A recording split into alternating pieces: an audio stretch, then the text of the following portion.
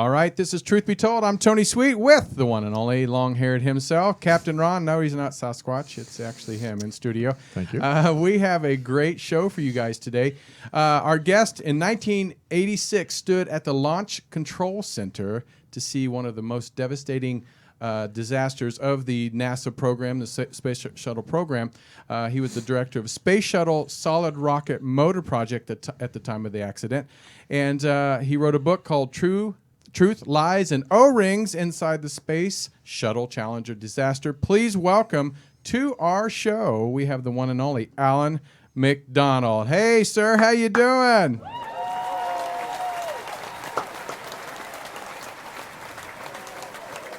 We appreciate you. We appreciate you joining us today. Lots to talk about. Can you hear us? Uh-oh. Yeah, I can hear you just fine. Perfect. Is this like the Houston thing where we're just reenacting, like you have to wait 12 seconds and then... Right. I can't see anything on the screen other than myself. But well, let's see if we can fix that. There we go. There we go. Yeah, you don't want to look at Captain Ron too long. It's one of those that, gorillas don't stare him in the eye. But what we're going to do is we're going to get started. Captain Ron had a couple questions to get us going. And people in the chat room on our YouTube channel, please ask away. Yeah, I think I've learned a lot about this, and I'd like to know, why don't you take us back to that fateful night before the launch and how that thing went down, because it's actually horrifying the way this whole thing unfolded. It's very interesting. You want to take our audience there and kind of take us back to that moment? Yeah, I can, because we had just scrubbed the launch that prior Sunday, or rather Monday, because they had a problem in removing the handle from the crew cabin. And as a result of having that problem, they used up most of the launch window, and some very heavy winds came in that scrubbed the launch. And I went back to my friend's house in Titusville, and I wasn't there for about an hour when I got a phone call from a fellow that worked for me by the name of Bob Ebling, saying that they were just informed that a meteorologist in Orlando was saying that the strong winds we saw today are followed by a real cold front moving in, and it might be as cold as 18 degrees Fahrenheit by the opening of the launch window tomorrow morning. And I said, good grief, I'm really worried about the O-rings and those field joints where they'll operate properly at those kind of temperatures. And he said, well, our engineering people are too. And the reason I called you is that we need to find out if NASA can give us an hour-by-hour forecast at the launch site, not in Orlando, so we can calculate what the actual temperature will be on the hardware at the opening of the launch window. I said, fine, I'll get that information for you. But when you get it, here's what I want you to do. I want you to convene engineering and have them make an assessment of what the impact of these cold temperatures can be on any part of the hardware, primarily the field joints. And the end result of that, I want you to have the Vice President of Engineering make a recommendation. What is the lowest temperature that is safe to launch? And I'll set up a teleconference this evening. We'll tie you folks back in Utah in, as well as the engineering people at the NASA Marshall Space Flight Center in Huntsville, Alabama. And you need to fax charts of what you're going to present to each of those places so we can discuss this issue. And I did that. And they did exactly what I asked. In fact, the charts were presented by the engineers that not only made them, but for the most part were handwritten. They didn't have time to type them. And they went through the areas they had of concern and what they knew and didn't know.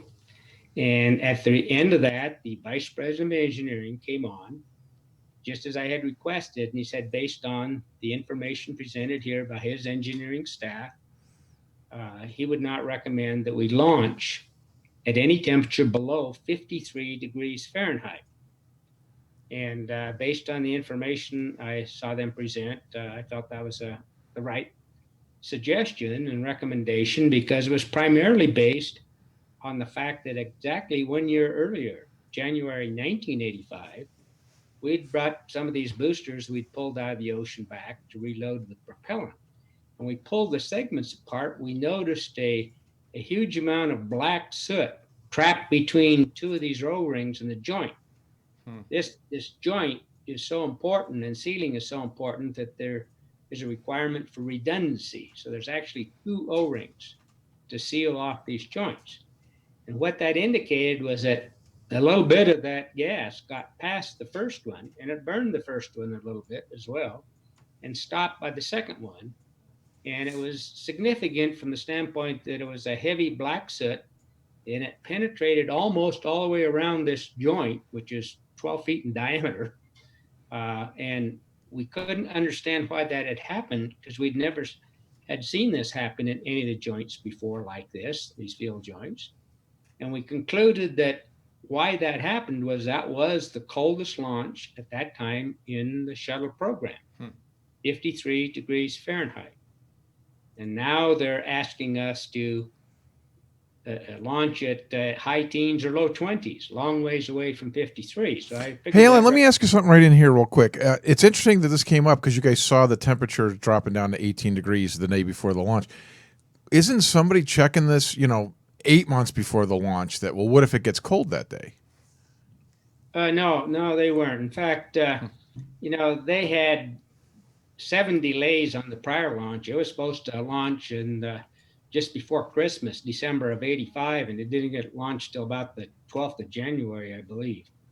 But so that they have a hard time projecting out very far exactly what day it would be. And as you well know, these temperatures can change in a matter of 24 hours very quickly. Right. And so, and it was happened to be a set of delays there. I called it Murphy there in spades because we missed actually 2 perfectly good days to launch Challenger before that. The first one that was actually scheduled was on Sunday. It was Super Bowl Sunday, in fact. And that one was postponed because the fellow from Patrick Air Force Base that gave the weather briefing the day before said in his opinion, there was a high probability of rain showers being in the area during the launch window. And as a result, they decided not to even bother tanking. They scrubbed it. Well, it turned out that weather forecast was horrible too, because that never really happened till late in the afternoon. And that was a morning scheduled launch. And it was just perfectly clear and nice that morning. So they missed the Sunday date because of a bad weather forecast. They missed the Monday date because they couldn't get a door handle off within several hours because they had, some bad batteries in some of their tools and all. So it was a cascading effect of mistakes that pushed them into a day where the weather really became an issue.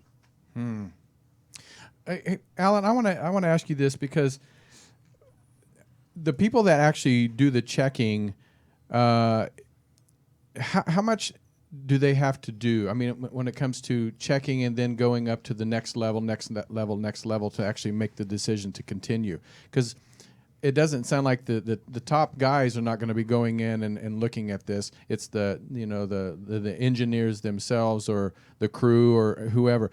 How many levels does it have to go through to get up to make that decision to actually launch? Because do they lose a lot in translation, or is it just they just ignored it up to that point? They really do have to go up about 4 levels. That's what I thought.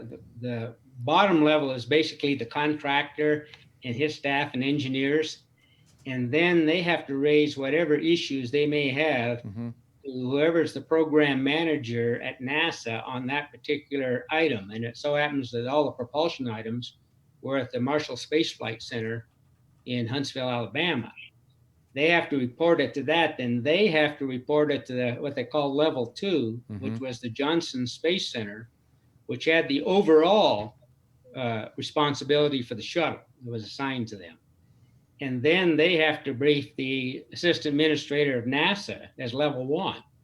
So it has to go through each of those levels to get to the very top. Now, the mission management team at the Cape consists of the associate administrator from NASA in Washington. Right. It consists of the folks from the Johnson Space Center, and it also the launch director at the Kennedy Space Center and some of his staff. And it also includes a representative from the Marshall Space Flight Center, which has responsibility for the external tank, the Space Shuttle main engines, and the solid rocket boosters, and somebody from the Johnson Space Center that has responsibility for the orbiter. And those people all sit on the mission management team. It so happened that in this case, the representative on the mission management team for the Marshall Space Flight Center was in that meeting the night before, a fellow named Stan Reinhardt. He represented Marshall for the solid rocket boosters, the external tank, and the Space Shuttle main engines. The fellow that was the head of the solid rocket boosters, a fellow by the name of Larry Malloy, reported to Stan Reinhardt, and he was the one that kind of responded, and I thought in a manner that I was shocked that he thought our recommendation really was not supported by any real test data, no real hard engineering analysis. It was primarily based on a concern we had of a, quote, qualitative observation a year earlier. And that he thought the data was not consistent, because the only time we'd ever seen this kind of gas get past the first O-ring was this terrible time a year earlier, but we saw it again in October of 85 at a temperature about 70 degrees or so, 75. And he said, you can't make that conclusion. And the fellow that presented it says, no, you need to look at the photographs. The one that was cold had a huge amount of black soot, and it was jet black almost all the way around the circumference. The one, and it also burned the primary O-ring. The one that was warm didn't affect the primary O-ring at all, and it was very light gray. You had to look at the photo very carefully to see it, and it hardly penetrated at all around the joint. And he said, my opinion is what we're seeing here is the effect of temperature, that with the huge stack-up tolerances and these 12-foot diameter joints we have in all these parts, that influence of temperature is in these two photographs. And he was very adamant about that, and I fully agreed with him. And he says, well, you know, Larry Malloy says, when the hell you want me to launch? Thiokol, next April? and said, you know, the eve of a launch is a hell of a time to be changing the launch commit criteria. We've been living with the one that we have up to date the way it is. And I was really surprised, because in all the past flight readiness reviews I'd been in, and I'd given every one of them for my company in the prior 2 years, I always had to prove beyond a shadow of a doubt that it was safe to fly. And data that was inconsistent or whatnot was never considered adequate for recommendations to fly. And here they challenged the data because it didn't have any hard test data behind it or some hard analysis. And so they asked the assistant director of science and engineering at Marshall what his position was. And he said he was appalled that Thiokol could make such a recommendation based on the data they presented that evening, but he wouldn't go against the contractor's recommendation. So then Mr. Reinhardt asked my boss, who was the vice president of Space Booster Programs in program management, what his position was. And he said he couldn't go against the engineering recommendation, but that he would like to go offline and make sure that we've included all the data that's available and reassess it and come back on to either support our position or find another temperature maybe that we might be more comfortable with that would still be safe. So he took that time off, which meant that he was on mute, so we couldn't hear him. People at Marshall couldn't hear him. And it took about a half hour later before they finally came back on, not the 5 minutes. And when they came back on, it wasn't the vice president of engineering that made the original recommendation not to launch below 53. It was my boss, who was in program management, the vice president of space programs. And he said that based on their reassessment of all the data, they feel it's okay to proceed on with the launch as planned. No specific temperature restriction.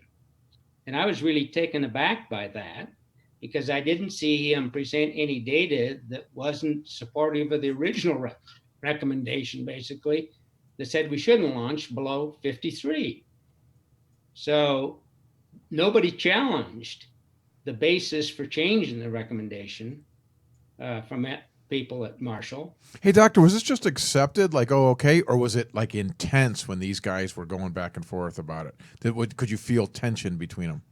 It was tense going back and forth before they went offline because the engineers were very supportive and adamant about the data they presented shows there's a concern.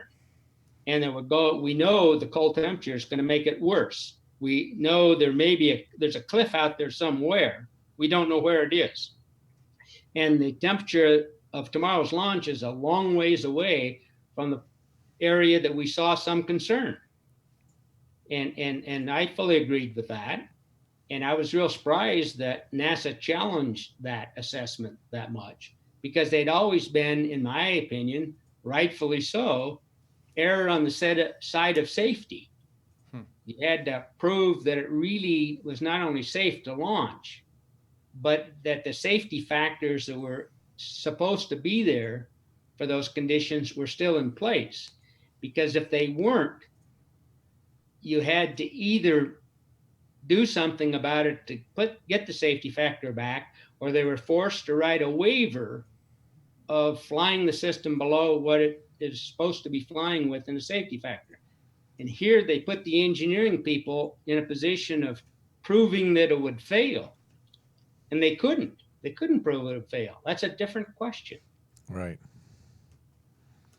It's tough. So then didn't they bring a document and they wanted you to sign it? This was the moment that just seems brutal to me, that you were faced with whether or not to sign this, to sign off that it would be okay to fly. Yeah, well, that was the ultimate end of this discussion after my boss recommended that we proceed on. It was, I believe, George Hardy at the Marshall Space Flight Center, and he was the deputy director for science and engineering, said that, well, we really need to have that recommendation to launch put in writing and signed by a responsible Thiokol official and faxed to both the Marshall Space Flight Center and to the Kennedy Space Center. And I knew who that responsible Thiokol official was. That was me. Right. That's why I was at the Cape. I was the director of the Space Shuttle Solid Rocket Motor Project. That was my responsibility. And I did the smartest thing I ever did in my life. And that was I refused to sign it. That must be so hard, knowing that they're expecting you to sign it. Certainly your boss wants you to sign it. That puts you in a really tough position. That was the responsibility and reason they always required that each major contractor have a official high enough in their company that had the responsibility, if anything came up in the last minute, that they could resolve the issue. And they were the ones that made the decision whether to go for launch or not. Right. And that's why they were there. And that's why I was there. And because I refused to sign it, my boss had to sign it back in Utah and fax it down to me. That was a brilliant move. I mean, I don't know how you did it, because that would have been hard to not. Yeah, I feel like I'm risking my job by not signing this document. And I felt exactly that way at the time too, but I just felt that, there is a temperature out there where this thing will fail, and if it fails, it'll be catastrophic.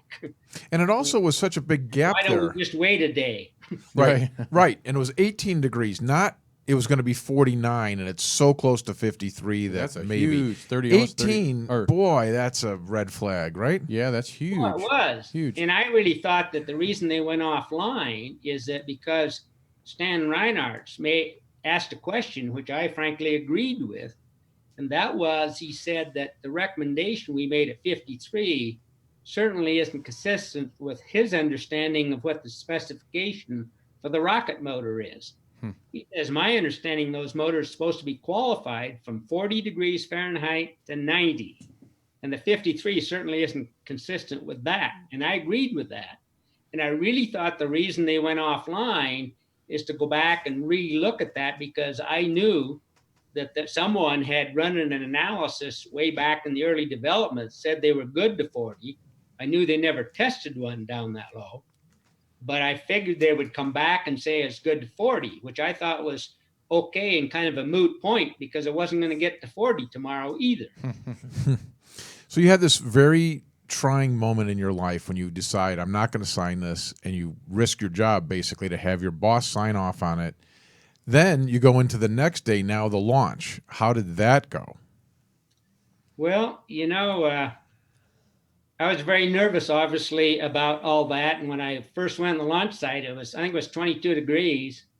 And I had my headset and briefcase, and I put my headset on because I sat down in the console because they have two areas in the launch control center. One's for the mission management team, which was 100 at that time, 100% NASA people.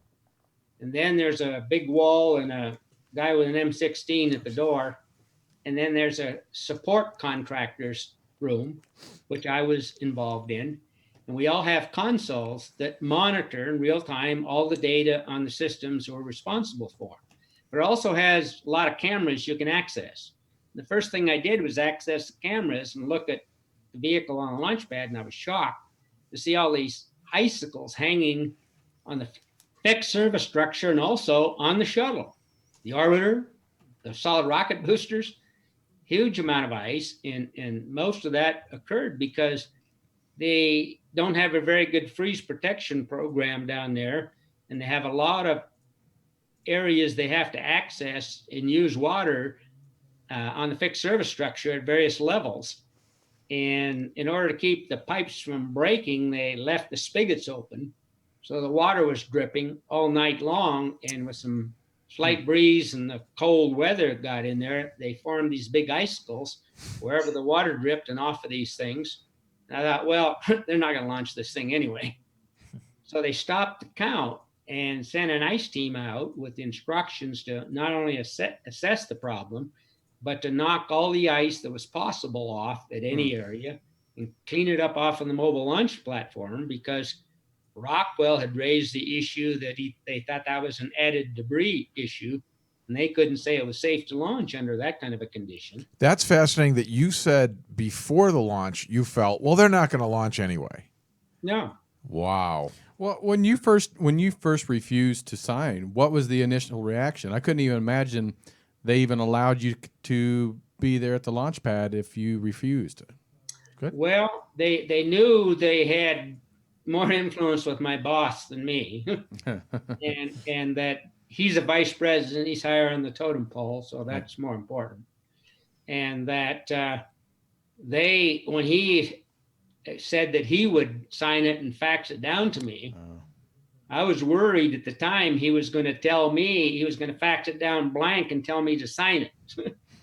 And or a pink slip. Yeah, right. Go ahead and sign this pink slip. The basis for making the recommendation. Sure. And he didn't say that. He said he would sign it and fax it down. So that got me out of having to deny it twice. And that would have been a lot tougher. Sure. And so he said he would. So I waited for it. And while I was waiting for it, I was very nervous about that change. And I told the NASA folks that I don't know who in the hell made the recommendation, but you guys can't even accept it. They said, what do you mean? I said, because you're asking us to fly those solid rocket motors outside of an environment they're ever qualified to fly in. You can't do that. See, this is a pivotal point right here, that even though your boss signed off on this, you still told them you shouldn't do it because it's outside the parameters. That's correct. Wow. And what a stand-up guy, huh? So we need people like that. They just kind of, I didn't get a response from that. Jesus. And I said, well, that's crazy. Let me tell you something. If I was the launch director, I'd cancel this launch for 3 reasons, not just one. One being the concerns of the O-rings we just discussed for over an hour.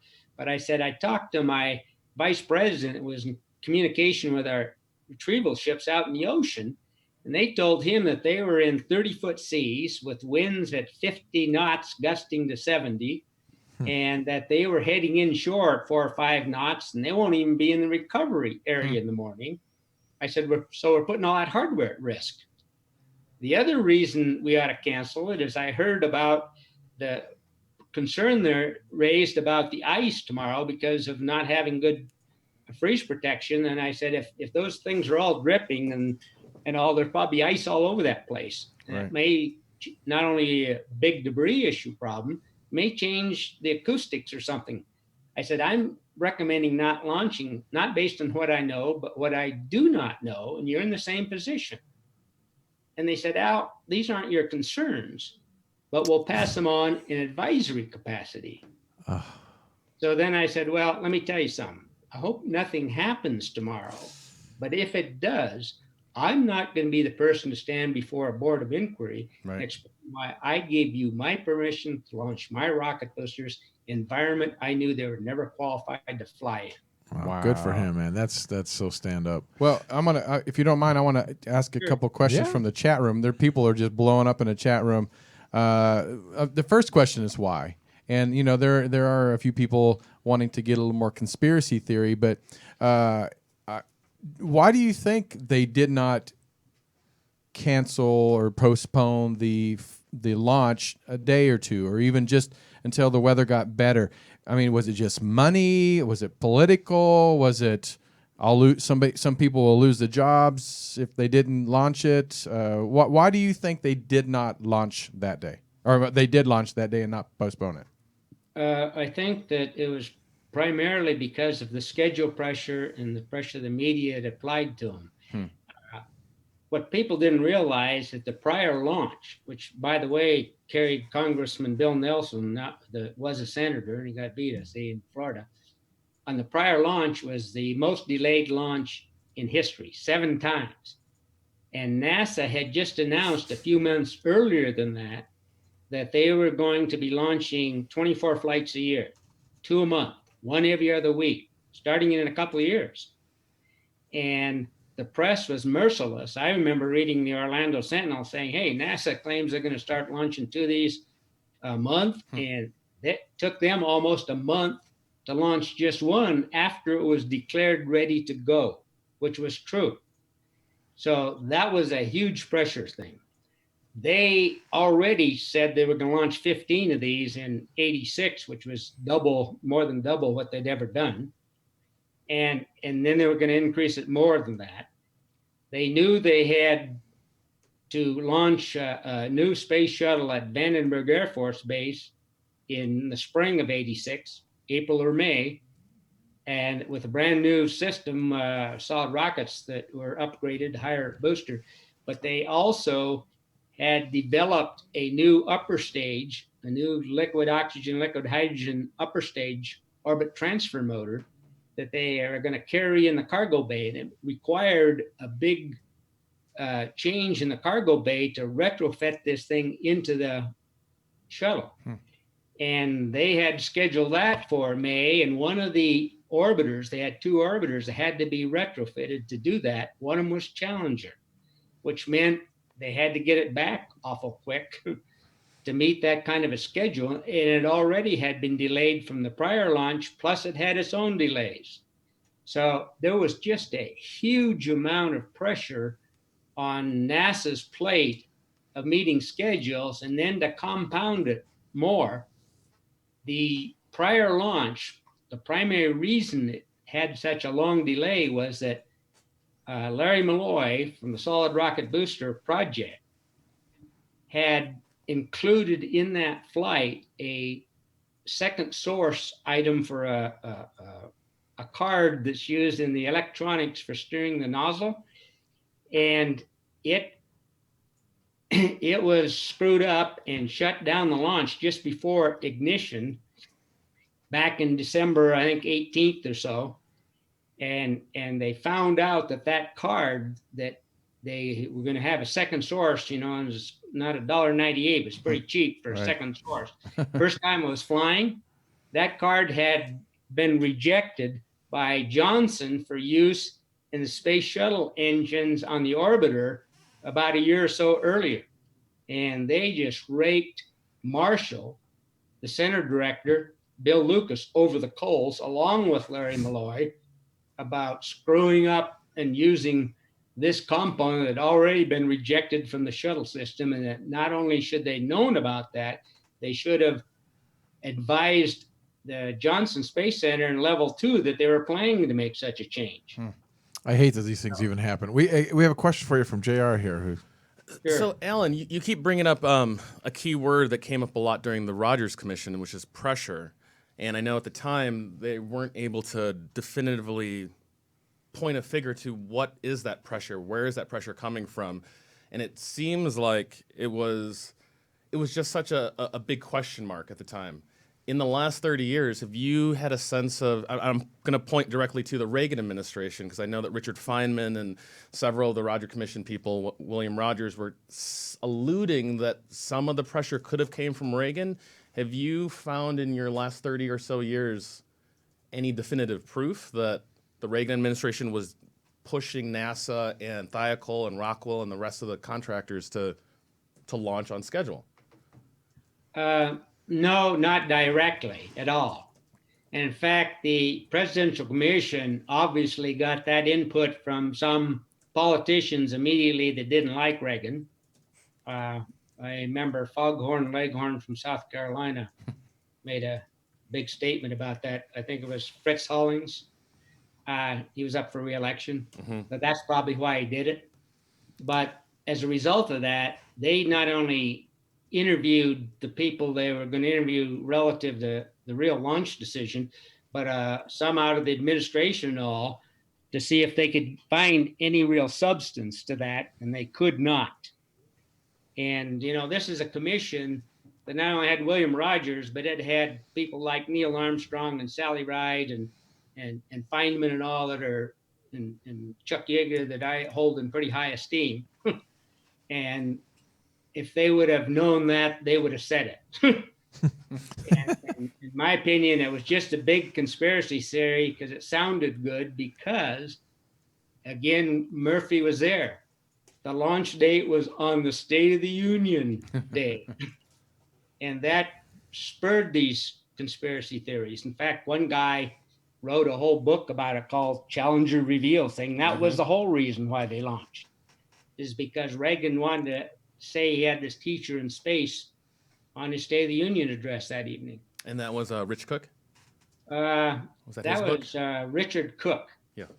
And, I think that's way out there and has no credibility because he even took that far enough to have it investigated, and they just asked him for any evidence of any kind that suggests that was, and he said he didn't have any, but he really thinks that's the case. Okay, so there's none of that conspiracy thing. However, I've heard you point out a really fascinating thing that smells conspiratorial. After the explosion, you said you were in the control room, and they said they shut down everything, and you couldn't write anything, you couldn't leave the room, you couldn't look at your screen. Can you tell us what happened there? Right after? Yes, they said all the data to be secret. You couldn't take any data off the screen or anything. And they held it up for about 2 hours. And Vice President Bush at that time came down to talk to everyone, saying, what a horrible thing this was, but we need to get to the bottom of it and fix it and get back into space safely as soon as possible and all. And I went to one of the failure teams, which propulsion elements were at Marshall in Huntsville, and I flew there the next day. And I frankly thought that the only thing that did not cause the accident was the solid rocket boosters, because the only thing I saw still flying in the film was those two boosters, as if nothing happened. Everything else blew up apart. So I figured they're the only things that couldn't have caused the problem until I saw some film. In fact, I was in the process of going home. I left the Huntsville Operations Support Center because I couldn't find any data that would indicate the solid rockets had anything to do with the failure. And Larry Malloy yelled at me to get my ass back in there because the center director by the name of Jim Kingsbury's down at the Cape, and you just look in the film, you can see fire coming out of a solid rocket booster on the sides of one of them. Wow. And I said to him, well, you tell him he doesn't know what the hell he's looking at. Solid rockets don't go flying around with fire coming out of the side of them. They blow up.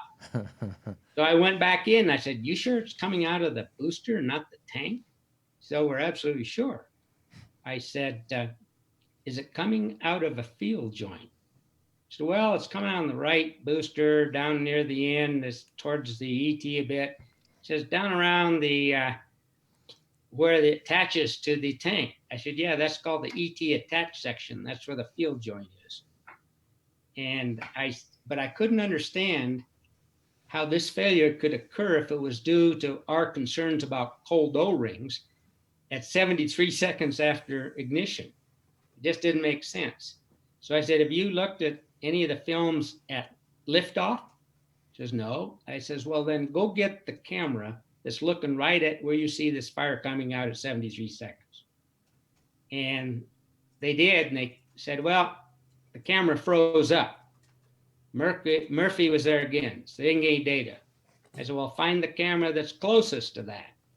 They did, and sure enough, we can see a puff of smoke coming out of this joint, right where exact same place we see the fire later on in flight. I said, is that coming out between 0.6 and 0.7 of a second? And they called back and said, yeah, it was Roughly. 0.688.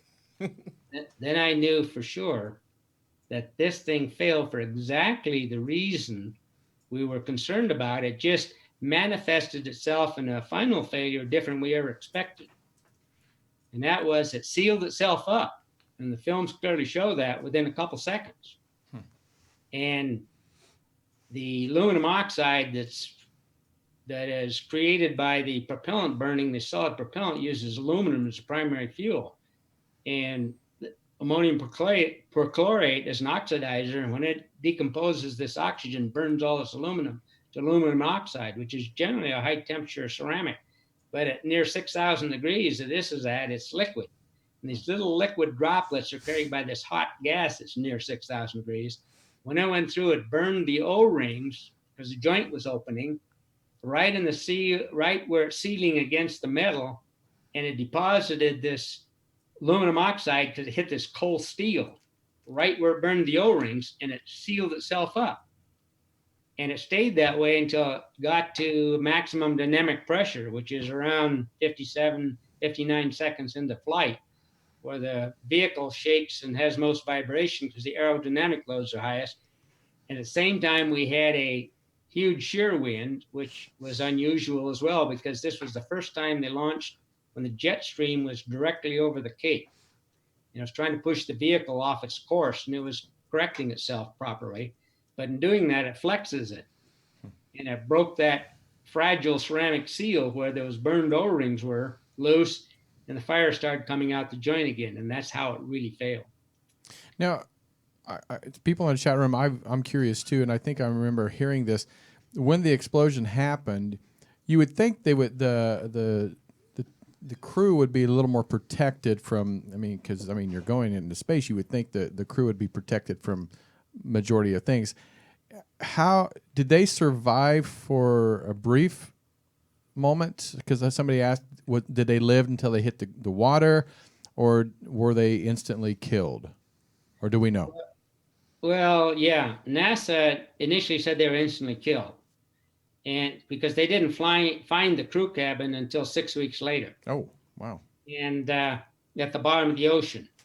And when they looked closer at the films, much to everyone's surprise, that when the explosion occurred from the tank, it blew the orbiter apart in large integral sections. The crew cabin separated intact on the front end of the orbiter away from it.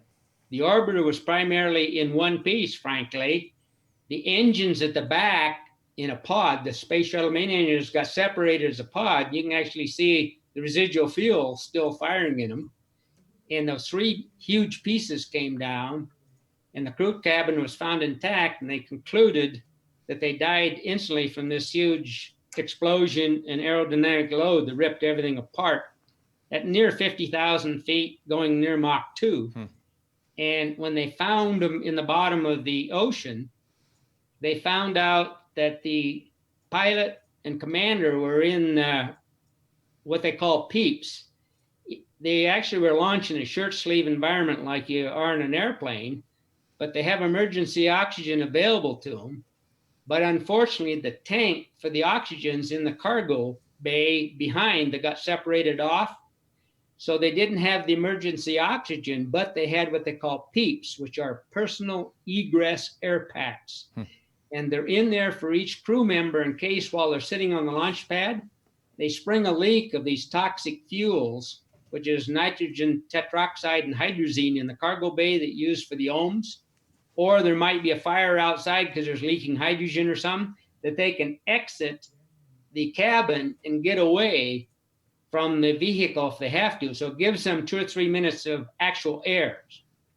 And these PEEPs are in the crew cabin. And the pilot and commander they found had their PEEPs on with most of it used up, and they can't even activate them. It has to be done by a crew member behind them.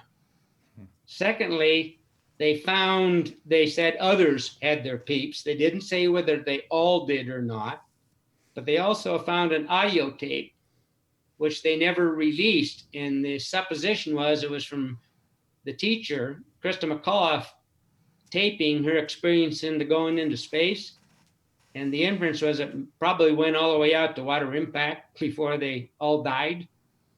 And I think that's most likely. All the way out to water impact. See, I think myself and I think most people you talk to think they died instantly when that exploded. It certainly looked that way. Said that very day. It certainly seemed that way. They admit, if you look at when they recovered the crew cabin, that they were in their PEEPs. They just didn't say whether everyone was. I wonder, I don't think most people realize that. And I thought that was the most tragic thing about this story is that they lived for possibly another 3 minutes or so, huh? Oh, yeah. In fact, because I walked into a meeting I wasn't supposed to be in with the Presidential Commission, the first one, and told them what they just heard from NASA isn't what really happened. It really happened. That changed my life forever because Chairman Rogers couldn't believe what I said. He said, "Would you please repeat what I think I heard? Because if I heard what I think I heard, this will be in litigation for years to come." Because I told them, NASA said that THIACO only recommended that to go ahead and proceed with the launch, and they have a written recommendation of that. I says, well, you need to know what happened before they got that recommendation.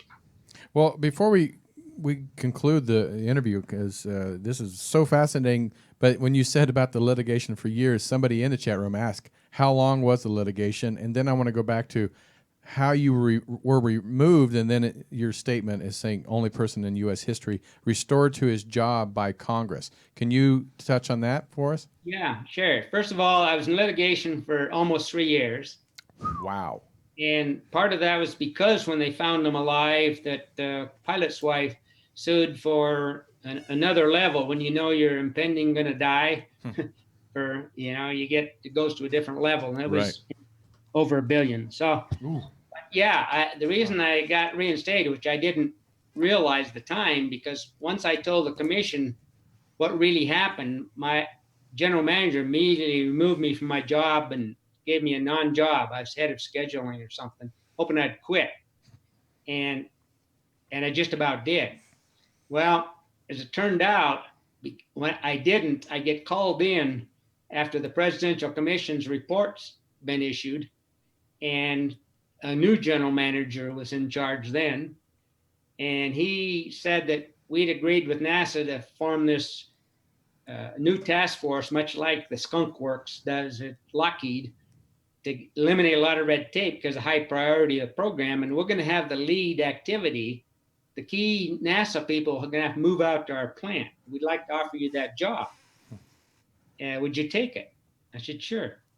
And I thought, gee, I must be the most qualified guy. Well, about a month later, I got this phone call from Congressman Markey from Massachusetts. He's a senator now. So, Mr. McDonald, is it true that you're leading this super task force to restore the shuttle to safe flight, or is that just some stuff your company's putting out to the media to make it appear as if you've got a responsible job? Well, now all they got you doing is some scheduling, because the Presidential Commission leaked that to the press. I said, well, I'm really doing that. I'm working 6-7 days a week, 16 hours a day. You know something I don't know? Because I'm sure you're aware of House Joint Resolution 634, aren't you? I says, no, I never heard of it. What the hell's that? That's a resolution I introduced to Congress, passed by the full House, also passed by my colleagues in the Senate, by the full Senate, to restore you to your job. Would you like to have a copy of that? I said, yeah, I'd kind of like to have a copy of that. Yeah. Just in I'll send case. you a copy along with the letter I sent to your CEO in Chicago. And what it basically said was, if they didn't restore me to a job equivalent to the one I had before I testified for the Presidential Commission, they would not only cancel their existing space shuttle contract, they would ban the company for life from having any contract of any Wow. nature. That's pretty awesome. So, and I didn't realize how significant that was until after I wrote my book and I was speaking at Cornell University College of Engineering, and I was having lunch with some of the faculty, and one of the professors turned to me and said, Mr. McDonald, I couldn't believe what I read in your book. I said, what's that? Just, you're restored to your job by an act of Congress? Not too many can say I that. couldn't believe that. I was back in Washington a month ago for a conference, and I had an afternoon off. So I went over to the Library of Congress, and I filled out this card of what you said in your book, and I gave it to him, and I said, could you verify this is true? So about 10 minutes later, this lady came back and says, that's absolutely true. Mr. McDonald was restored to his job by an act of Congress passed by the full House and the full Senate, House Joint Resolution 634. Amazing. And he said, that's amazing. She says, yeah, it is amazing. But more amazing than that, Mr. McDonald probably doesn't recognize that he is the only person in American history that has ever happened to. It's awesome. It's nice to see good guys finish first for once because, Finally, yes. I mean, lesson learned here, kids, is that look, he stood up and did the right thing. If people would have listened to him, maybe this would not have ever happened. So, Right. Well, we appreciate that. our you time did is the right up, thing. but we'd love to have you come back sometime. And in your book, I mean, come on, your book, go get this book. It's called Truth, Lies, and the O-Rings Inside the Space Shuttle Challenger Disaster. And you can pick that up on Amazon. Where else can they pick that up? On your website? I'm sure pretty much anywhere. Barnes & Nobles and University Press of Florida. Tony, if you could list the addresses of the available And booksellers. yeah, can we get your social security number of all your Dr. children Dean and grandchildren? Hansen, who wrote First Man about Neil Armstrong, and you'll find my book. It was Neil Armstrong that got me linked up with him for my book. Oh, great. Great. Well, Amazing. congratulations on the book and much success to all the stuff that's being accomplished because of the book. So we'd love to have you back. But thank you, sir. Appreciate it. Thank you. All right. Well, that was another episode of Truth Be Told. We really appreciate if I can speak, appreciate you guys in the chat room. We love to hear from you. And stick around for more Truth Be Told. Captain Ron and I would love to have you go to our website, truthbetoldworldwide.com, and please subscribe to our YouTube channel right below. And thank you for your comments. Until next time, this is Tony Sweet. Captain Ron.